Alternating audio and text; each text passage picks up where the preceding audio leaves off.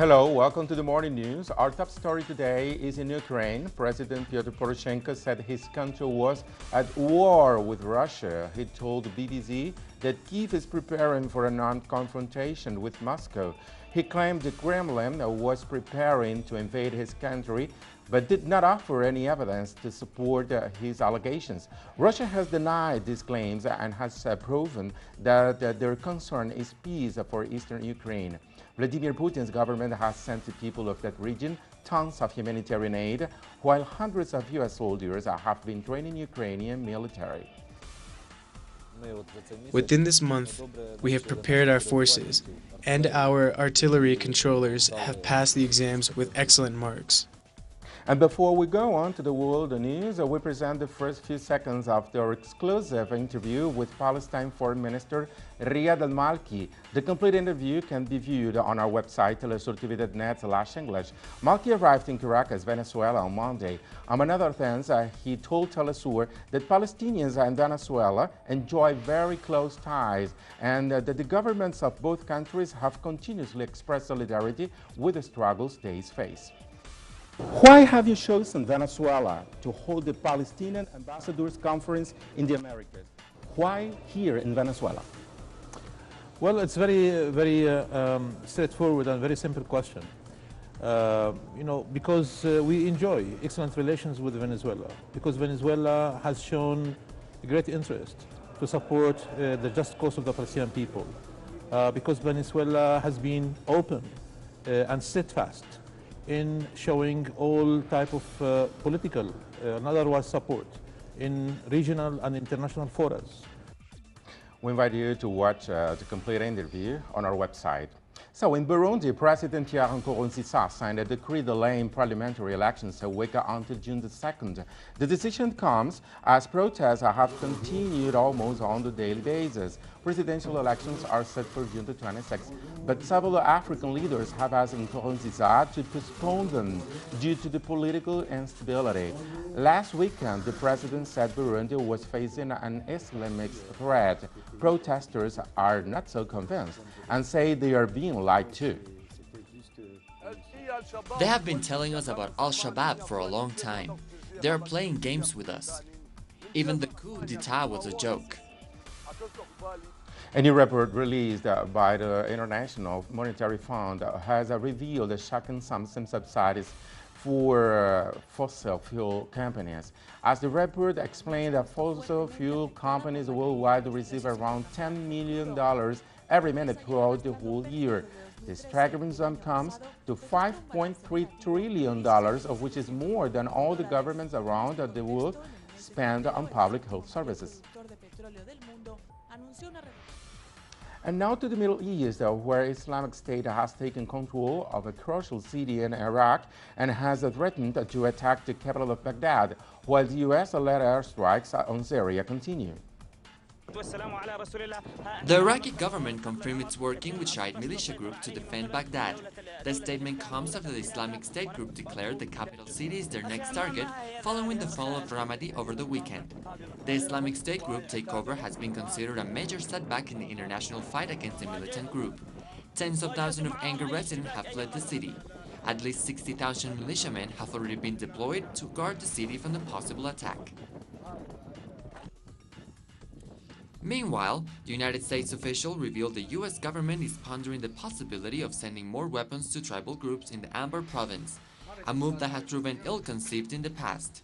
A big battle is expected to come as soon as tribal groups, Shiite militias and the Iraqi military are planning to retake the city. The U.S. is also considering stepping up training programs in order to prepare fighters in the shortest time possible. In Syria, U.S. airstrikes against the Islamic State group have killed at least 170 of their militants. This number was revealed by the Syrian Observatory for Human Rights. The U.S. has intensified its airstrikes on the Kurdish-controlled province of Hasaka in coordination with its forces on the ground. The province has been sieged by the extremists. The State Attorney General of Michoacán in Mexico announced it would depose 23 municipal police officers due to their alleged involvement in the homicide of Mayoral candidate Enrique Hernandez. On May the 14th, Hernandez was shot and killed by an armed group immediately after he had carried out a campaign rally. He was headed toward his car with his family.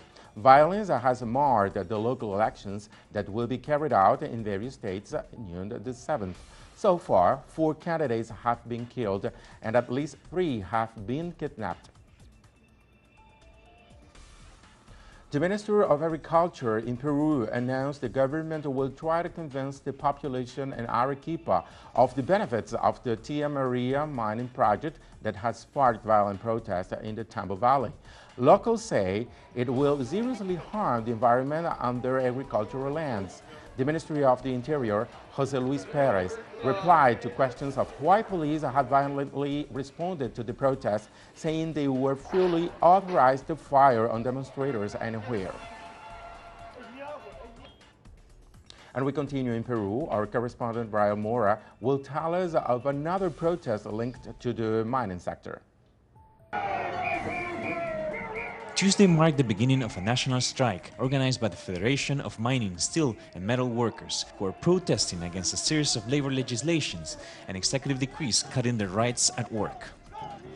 One of the measures allows for 10% of workers to be fired when the company reports losses. At work, they are starting to fire the workers, saying that the company is losing money. They're saying that they don't have earnings, and they are harassing people with threats of firing them. That is why we are here fighting. Other issues cited by the striking workers are a law that facilitates subcontracting of workers instead of hiring them as full-time payroll workers, and legislation that allows companies to pay 20% of their salaries as bonuses, avoiding in that manner to pay for benefits. For the first day of the strike, workers marched to Congress, but stopped at the Ministry of Work to attempt to deliver their list of demands. We are here because of the negative answer from the government to attend to the workers' complaints. We presented a claim a year ago, but we have not been received by the government. So the workers have lost trust in the Minister of Work and the government because they are not paying attention to us. You have been witness of how they are operating behind closed doors. We have come to leave a document, but the Minister of Work is hiding. The strike does not have an ending day scheduled. Organizers say they will stop protesting when the government concedes to their demands. Not all workers from those sectors have joined the strike, but their overall impact might be significant since 65% of the Peruvian economy is dependent on primary exports such as copper, zinc, silver and gold. Rael Mora, Telesur, Lima. The government of Uruguay was forced to step in to end a 3-week protest by former Guantanamo prisoners outside the U.S. Embassy in Montevideo. They were demanding compensation for their 12-year ordeal at U.S. illegal prison in Cuba. Uruguay will grant the 6 former inmates a welfare housing for at least 2 years, a monthly income of $560, and Spanish lessons. The 6 former Guantanamo prisoners were granted asylum by ex-President Jose Mujica. The Cuba-U.S. talks will resume this Thursday in Washington. They will center on the reopening of embassies in each other's capitals after more than 5 decades of strained relations. President Barack Obama is expected to announce Cuba's removal of its list of sponsors of terrorism before the end of the month. The Cuban government has insisted that the U.S. blockade should be lifted and Guantanamo prison closed for relations to be normalized. We extend ourselves for relations. But to normalize relations is another matter. That's another matter. The blockade must be eliminated completely and the Guantanamo base must be returned. Now we have a roundup of statements and events that have taken place since President Obama's December 17th announcement regarding the beginning of a new era between Cuba and the United States.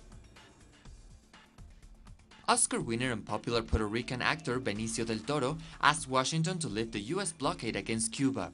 He also agreed that lifting this arbitrary measure is urgent in order for the normalization of the relation between both countries. Some 20 U.S. sailboats arrived in Havana over the weekend to take part in the first ever Havana Challenge regatta between the two countries. The event took place Tuesday in the waters of Havana iconic Malecon seafront. Many Cubans flocked the seafront to watch the boats set sail. The Minneapolis-based Minnesota Orchestra performed in Havana's famed Teatro Nacional over the weekend for the first time in 86 years. The orchestra was hailed by Cubans that attended the concert. They became the first major orchestra to perform in Cuba since the two countries began talks to restore diplomatic ties after decades of U.S. hostility against the Caribbean nation. More on these on our website, telesurtv.net/English. Thank you for watching and have a nice day.